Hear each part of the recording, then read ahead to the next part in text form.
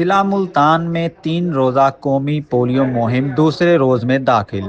ملتان پہلے روز گھر گھر مہم میں 3,40,000 سے زائد بچوں کو پولیو کے قطرے پلائے گئے۔ ڈپٹی کمشنر محمد علی بخاری کے مختلف یونین کونسلز میں فیلڈ ٹیموں کی انسپیکشن۔ محمد علی بخاری نے ویکسینیشن کے عمل کا جائزہ لیا اور بچوں سے ملاقات کی۔ 20 دسمبر تک مہم کے لیے 4,000 فیلڈ ٹیمیں تشکیل دی گئیں۔ پولیو فری پاکستان کے لیے والدین کا تعاون ناگزیر ہے۔ پولیو قطرے پلانے سے انکار کرنے کا کوئی واقعہ رپورٹ نہیں ہوا۔ جنرل بس اسٹینڈ سمیت عوامی مقامات پر پولیو کیمپ بھی قائم کیے گئے۔